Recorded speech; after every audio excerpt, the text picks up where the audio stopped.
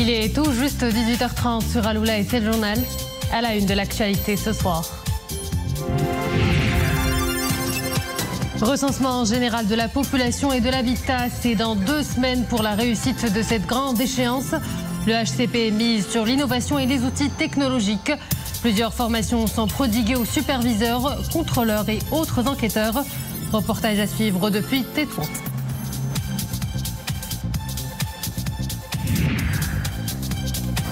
Zoom également sur les nouveautés en matière de soins capillaires. Les soins à licence sont des plus sollicités, en particulier pendant l'été. Encore faut-il faire le bon usage. Pour cela, des formations à l'adresse des professionnels se multiplient en cette saison. Nous le verrons dans cette édition.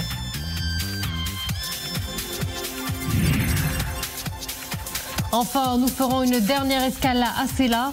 En cette période, vous êtes nombreux à visiter cette ville côtière à la recherche de fraîcheur et de quiétude.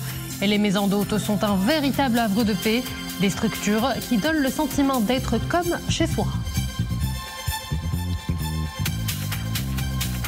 Bonsoir à tous. Première escale du journal La République dominicaine où le ministre des Affaires étrangères, de la coopération africaine et des Marocains résidant à l'étranger, Nassar Bourita, a représenté aujourd'hui Sa Majesté le Roi à la cérémonie d'investiture du président réélu Luis Rodolfo Abinader Corona. Le chef de l'État a été réélu pour un second mandat avec 57% de voix dès le premier tour du scrutin présidentiel qui s'est tenu le 19 mai dernier. La cérémonie d'investiture s'est tenue comme le veut la tradition au Théâtre National dans la capitale Saint-Dominique en présence de nombreux chefs d'État et de gouvernement.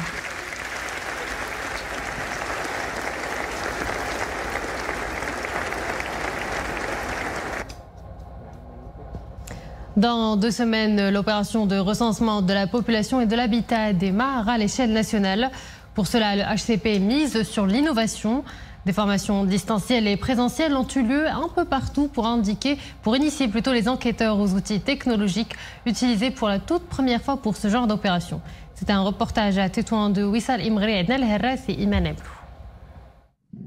Une ambiance studieuse dans cette salle de formation. Après des cours en distanciel, ces enquêteurs se forment en présentiel aux nouveaux moyens technologiques et à la nouvelle méthodologie. Bien des nouveautés sont introduites pour le recensement général de l'habitat et de la population 2024.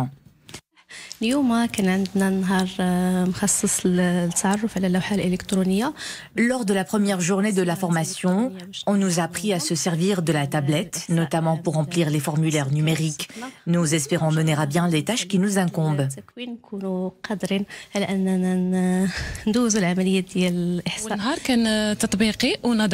La formation est à la fois théorique et pratique. On nous a initiés au nouveau traitement de données, à l'usage des tablettes et des cartographies géoréférencées. Une opération sous le signe de la technologie et de la précision. Le HCP introduit pour la première fois la projection dynamique des cartographies géoréférencées des constructions et logements, ainsi que celle des établissements économiques actifs, ce qui devrait constituer les bases d'une géographie humaine et économique à l'échelle nationale. L'opération de recensement s'appuie sur les outils technologiques. La digitalisation du processus de recensement est une grande nouveauté. Fini les formulaires en papier pour la collecte et traitement des données. Nous avons des applications 100% numériques. La formation des enquêteurs porte essentiellement sur la maîtrise des notions statistiques, sur l'usage des outils numériques comme les tablettes pour la collecte des données avec fluidité et précision. Le HCP mise sur les innovations pour assurer l'exhaustivité du recensement. Cette formation est renforcée par une visite sur le terrain 2 jours avant le lancement de l'opération de recensement afin que chaque chercheur, observateur et superviseur puisse se familiariser avec la zone qui lui est attribuée. Une grande échéance qui se prépare donc aux 4 coins du royaume. Nous en parlons ce soir avec Abdeslam Nadah, directeur de la planification au commissariat au plan. Bonsoir. Bonsoir madame. Tout d'abord, quelle est l'importance des données qui seront collectées dans le pilotage et l'évaluation des politiques publiques ? Merci madame. Permettez-moi d'abord de vous remercier pour la couverture médiatique de cette opération statistique nationale.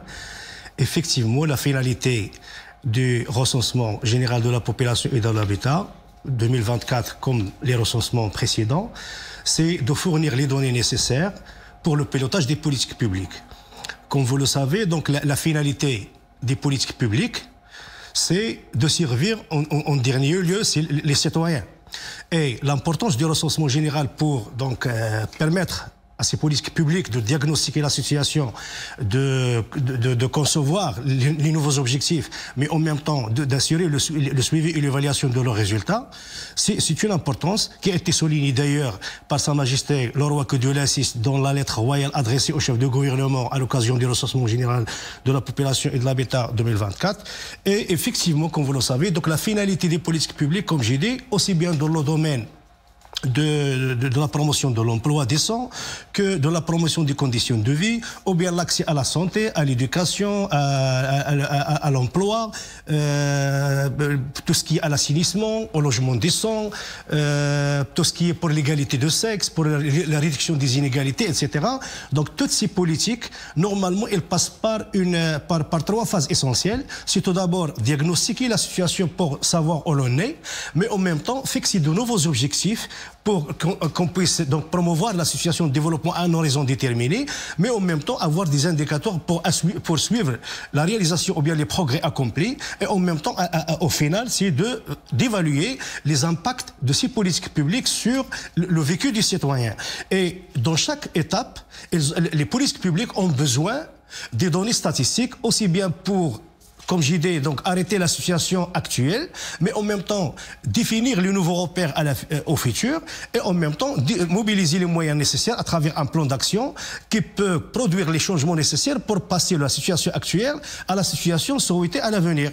Et le recensement général de la population et de l'habitat, bien sûr avec les données démographiques et socio-économiques que nous collectons auprès des ménages marocains et des ménages résidant au Maroc, des populations, ce sont des indicateurs que sont utilisés dans la conception des politiques publiques, dans le suivi de leur mise en œuvre et dans l'évaluation. Et par conséquent, toute information collectée auprès des populations, ça servit la population principalement à travers ces politiques publiques qui permettent bien sûr d'assurer et de réaliser la prospérité économique et le bien-être global des Marocains.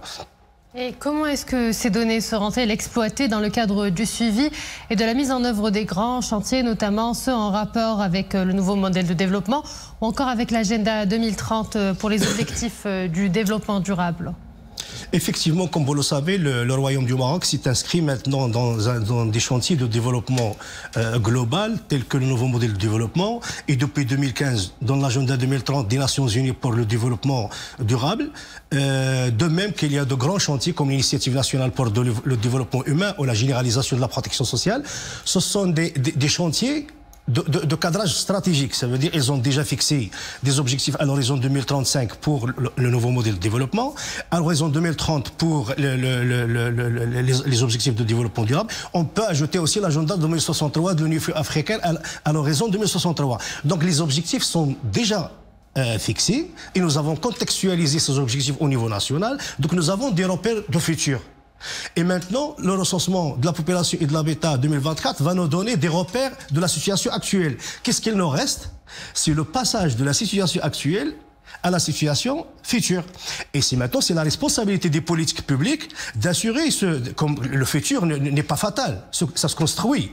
Et donc, c'est la responsabilité des politiques publiques de fabriquer, de construire ces cheminements de passage de la situation actuelle aux objectifs à atteindre à des horizons bien définis. Et je pense que, donc, à travers les données du recensement de la population et de l'habitat, sur le plan démographique, socio-économique, et surtout qu'ils donnent maintenant des données non seulement au niveau national, mais aussi aux différents échelons territoriaux. Ce qui permet de tous les acteurs au niveau national et territorial d'avoir la base d'informations nécessaire pour diagnostiquer la situation de la problématique ou bien du secteur dont ils assurent la tutelle, mais en même temps de créer ces trajectoires de passage de la situation actuelle vers le futur souhaité, pour qu'on puisse donc contribuer tous à l'effort national de la promotion de notre pays d'ici à des horizons, comme j'ai dit, prédéfinis. En même temps, donc, c'est de diagnostiquer nos forces, mais en même temps, identifier quelles sont les insuffisances, les déficits à rattraper, et par conséquent, proposer les actions nécessaires et pertinentes qui peuvent produire le maximum d'impact et qui peuvent nous conduire, avec la conduite du changement, de passer de cette situation actuelle, avec ses forces et ses faiblesses, bien sûr, à un niveau de plus de performance en matière de développement économique, social, environnemental et culturel. Monsieur Abdeslam Nadah, directeur de la planification au HCP, je vous remercie pour cet éclairage. Merci pour l'invitation. Les équipes de l'Agence nationale des eaux et forêts, toujours sur le qui-vive en prévention des risques d'incendie de forêt en cette période de canicule. Un risque moyen extrême d'incendie est prévu dans plusieurs provinces du royaume durant la période allant du 16 au 18 août selon la NEF. Un risque extrême de niveau rouge est repéré dans les provinces de Tanger Assela, Agadir et Daoutsanen, Ifran et Khnefra. Un risque élevé de niveau orange dans les provinces de Fas Hanjra, Chefchaouen, Ouazan, Taroudant, Taza et Sawira. Enfin, un risque moyen de niveau jaune dans les provinces d'Oujdan, Gad, Nador, Laraïch, Tétouane et Mdiq-Fnedaq. Dans l'actualité internationale, les Nations Unies qualifient d'horrible l'attaque qui a eu lieu hier de colons juifs sur un village en Cisjordanie occupée, ajoutant que dans l'ensemble, nous assistons à une impunité face à de telles attaques. La porte-parole du Haut-Commissariat des Nations Unies aux droits de l'homme, Ravina Shamdasni, a déclaré que l'État israélien est responsable de certaines violences meurtrières dans ce territoire palestinien et celles-ci doivent cesser. La variole du singe, une menace qui guette le monde. Selon le Centre européen de prévention et de contrôle des maladies, les pays de l'Union européenne et de l'espace économique européen doivent se préparer en vue d'une hausse des cas de Mpox. L'agence recommande aux autorités sanitaires de maintenir un niveau élevé de planification de leur préparation afin de permettre une détection et une réponse rapide à tout nouveau cas. Au Soudan, pas de répit. 80 personnes ont été tuées, de nombreux autres blessés dans une attaque de paramilitaires dans un village de l'État de Sennar. Et cela plus de 16 mois après le début de la guerre au Soudan. Les combats entre l'armée et les paramilitaires dans l'État de Sennar ont déplacé près de 726 000 personnes, d'après l'Organisation internationale pour les migrations.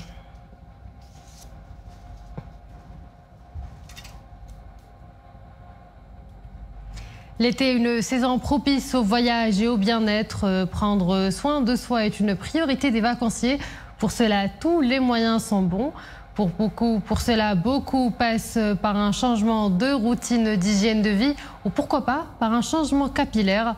Les dernières tendances promettent des changements remarquables dans le respect de la santé des cheveux. Iman Ablou.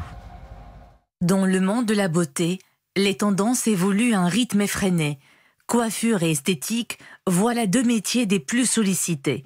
Des métiers manuels qui requièrent beaucoup de doigté, mais pas que. L'utilisation de certains produits capillaires requiert tout un apprentissage. Il s'agit d'embellir les cheveux sans le moindre risque, et c'est le fer de lance de cette formation encadrée par des professionnels de renommée mondiale. Tout au long de cette formation, nous avons mis l'accent sur le danger de certains produits chimiques utilisés dans les soins capillaires. Nous avons essayé de sensibiliser aux méthodes d'utilisation les plus appropriées. La formation a fait plusieurs escales à travers le Maroc. Nous avons été à Tanger et Laayoune notamment, avant la clôture, ici à Rabat.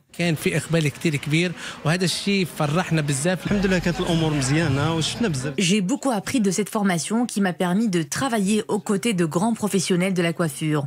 C'était un apprentissage riche en partage.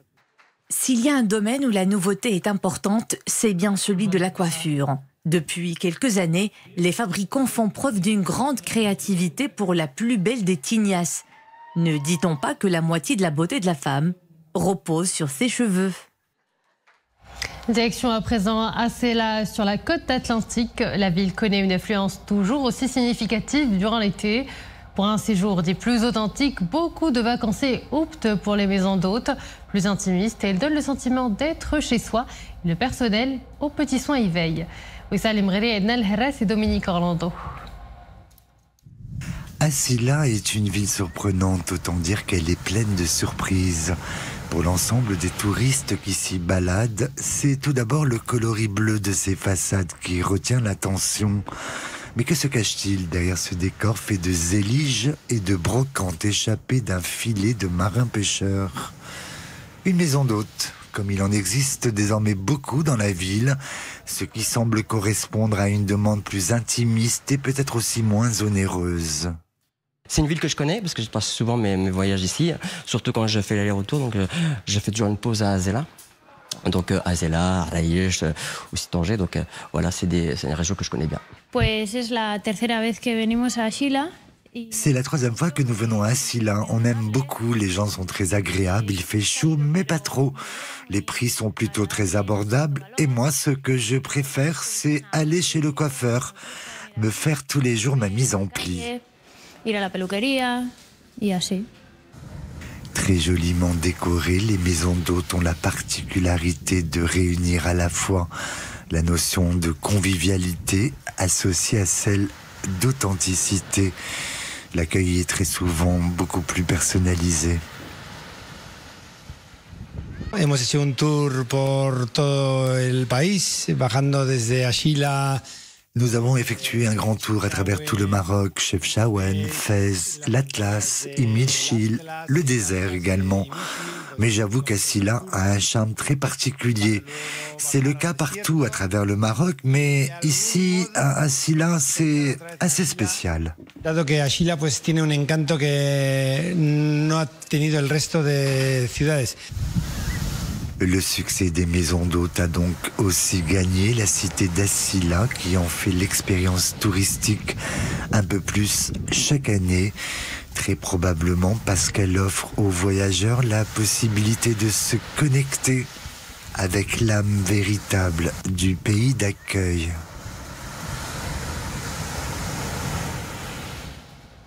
Et voilà, nous arrivons à la fin de cette édition. Merci à vous de l'avoir suivi et excellente suite des programmes sur Al-Oula.